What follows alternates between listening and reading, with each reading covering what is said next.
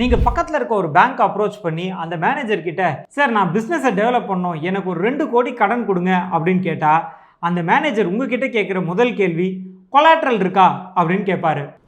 வணக்கம் ஆண்டர்பிரினர்ஸ், எல்லாரும் எப்படி இருக்கீங்க?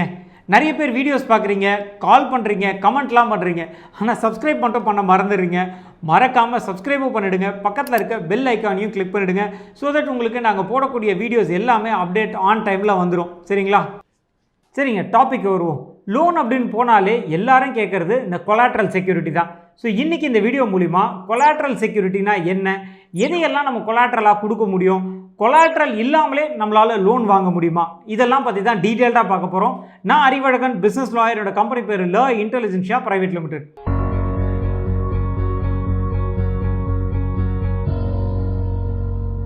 இந்த கொலாட்ரல்னா என்ன அப்படின்னு பார்க்கறதுக்கு முன்னாடி ஒரு முக்கியமான விஷயங்க. நிறைய பேருக்கு சொந்தமாக பிஸ்னஸ் ஆரம்பிக்கணும்னு ஒரு ஆசை இருக்கும். ஆனால் ஏதோ ஒரு சில காரணங்களுக்காக அந்த ஆசையை தள்ளி போட்டுக்கிட்டே போவாங்க. இன்னும் ஒரு சில பேர் பிஸ்னஸ் ஆரம்பிச்சிருவாங்க, ஆனால் அந்த பிஸ்னஸை அடுத்தடுத்த கட்டம் எடுத்துகிட்டு போகணும் இல்லைங்களா, அதில் ஸ்ட்ரகிள் ஆவாங்க. இவங்க எல்லாருக்குமே உதவும் நோக்கத்தில் நம்ம ஒரு பிஸ்னஸ் கம்யூனிட்டி ஆரம்பிக்கலாம்னு டிசைட் பண்ணியிருக்கோங்க. அதோடைய முதல் கட்டமாக ஒரு வாட்ஸ்அப் பிஸ்னஸ் கம்யூனிட்டி நடத்திட்டு இருக்கோம். இந்த வாட்ஸ்அப் பிஸ்னஸ் கம்யூனிட்டியில் ஆல்ரெடி பிஸ்னஸ் பற்றின நிறைய இன்ஃபர்மேஷன், பிஸ்னஸ் டிப்ஸு, ட்ரைனிங்ஸ் அப்படின்னு நிறைய ஆக்டிவிட்டீஸ் போயிட்டுருக்கு. நீங்களுமே அந்த வாட்ஸ்அப் கம்யூனிட்டியில் மெம்பர் ஆகணும் அப்படின்னா அதுக்கான லிங்க் டிஸ்கிரிப்ஷனில் இருக்குது. மறக்காமல் அந்த லிங்க்கை கிளிக் பண்ணி வாட்ஸ்அப் கம்யூனிட்டியில் ஜாயின் பண்ணிடுங்க.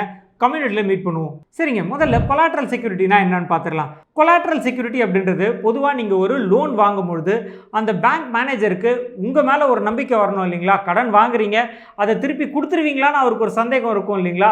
கட்டாயம் நான் இதை திருப்பி கொடுத்துருவேன் அப்படின்றதுக்காக நீங்கள் உங்களுடைய சொத்தை அடமானமாக வைக்கிறீங்க, அதாவது அந்த கடனுக்கான ஒரு உத்தரவாதமாக வைக்கிறீங்க. இந்த உத்தரவாதத்தோட பேர் தான் கொலாட்ரல் செக்யூரிட்டி. உதாரணத்துக்கு நீங்கள் ஒரு 20 லட்ச ரூபாய் பேங்க்ல இருந்து கடன் வாங்குறீங்க.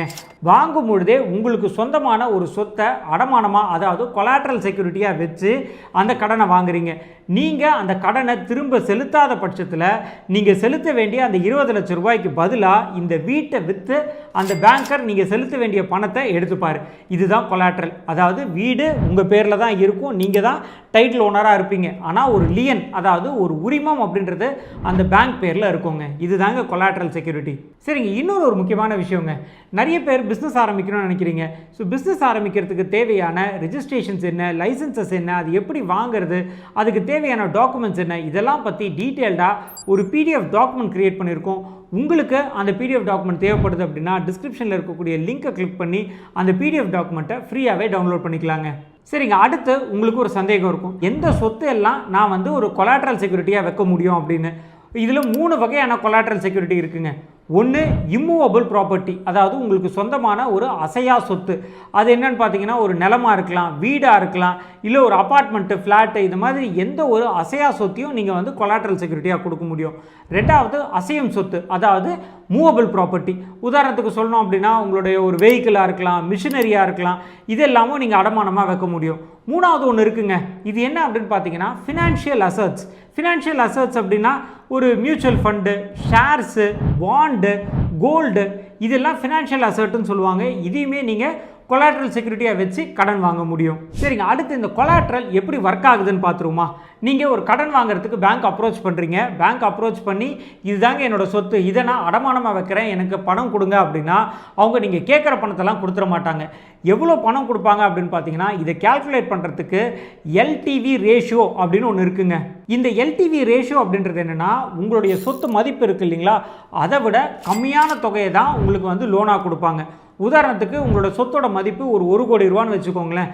நீங்கள் வாங்குகிற கடன், அதுக்கான இன்ட்ரெஸ்ட் எல்லாமே மொத்தமாக அந்த 1 கோடியை விட கம்மியாக தான் இருக்கும். ஒரு 70 லட்ச ரூபா 80 லட்ச ரூபா கொடுப்பாங்கன்னு வச்சுக்கோங்களேன். ஸோ நீங்கள் கொடுக்கக்கூடிய சொத்தை விட வாங்கக்கூடிய கடன் கம்மியாக தான் இருக்கணும். சரிங்க, கடன் வாங்கிட்டீங்க. வாங்கினதுக்கப்புறமா ஒரு டென்யூர் இருக்கும் இல்லைங்களா, எவ்வளோ நாளுக்குள்ளே திரும்ப கொடுக்கணும் அப்படின்னு. அந்த டென்யூர் பீரியட் வரைக்கும் உங்களுடைய சொத்துக்கான டாக்குமெண்ட்டையோ இல்லை அந்த சொத்தையவோ, அதாவது ஒரு வீடாக இருந்துச்சுன்னா சொத்துடைய பத்திரத்தை வாங்கி வச்சுப்பாங்க, அதுவே ஒரு நகையாக இருந்தால் நகையே அவங்க பிளட்ஜாக வச்சுப்பாங்க. வாங்கிட்டு அதுக்கப்புறமா எப்போ அந்த டென்யூர் பீரியட் முடியுதோ அது வரைக்கும் அந்த டாக்குமெண்ட்டோ இல்லை அந்த அசட்டோ அந்த பேங்கருடைய கண்ட்ரோலில் இல்லை பொசஷனில் இருக்குங்க.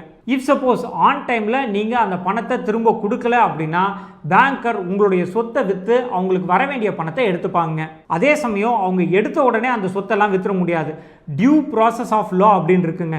அதாவது இந்த சொத்தை விற்கிறதுக்கு முன்னாடி ஒரு சில லீகல் ப்ராசஸை அவங்க ஃபாலோ பண்ணி தான் ஆகணும். உதாரணத்துக்கு இதுக்கான ப்ராப்பர் லீகல் நோட்டீஸை உங்களுக்கு சர்வ் பண்ணணும். அதுக்கப்புறமா கொஞ்சம் டைம் கொடுக்கணும். அந்த டைமில் நீங்கள் கொடுக்கல அப்படின்னா உங்கள் மேலே லீகல் ஆக்ஷன் எடுத்து அந்த சொத்தை விற்க முடியும். நீங்களுமே இதுக்கு அகேன்ஸ்டாக டிஆர்ஏடி அப்படின்னு இருக்குங்க. அதாவது டெப்ட்ஸ் ரெக்கவரி ட்ரைபியூனல் அப்படின்னு இருக்கு. அந்த டிஆர்டி அப்ரோச் பண்ணி அந்த சொத்தை விற்க விடாமல் நீங்கள் தடையும் வாங்க முடியும். சரிப்பா, அவ்வளோலாம் போகலை, நான் என்னுடைய கடனை நான் திரும்ப அடைச்சிட்டேன் அப்படின்னா அந்த லியன் ரிமூவ் ஆகிடும். நீங்கள் திரும்பவும் absolute owner of the property ஆகிடுவீங்க. சரிங்க, அடுத்து எல்லாருக்கும் ஒரு சந்தேகம் இருக்கும், இந்த கொலாட்ரல் இருந்தால் தான் நான் கடனே வாங்க முடியுமான்னு. அப்படிலாம் கிடையாது. லோனில் 2 விதம் இருக்குங்க. ஒன்று கொலாட்ரல் லோன், இன்னொன்று வந்து அன்செக்யூர்ட் லோன். இந்த செக்யூர்ட் லோன் இல்லை கொலாட்ரல் லோன் அப்படின்னு சொல்கிறது ஏதாவது ஒரு சொத்தை அடமானம் வச்சு அதன் மூலிமா நீங்கள் லோன் வாங்குறீங்க.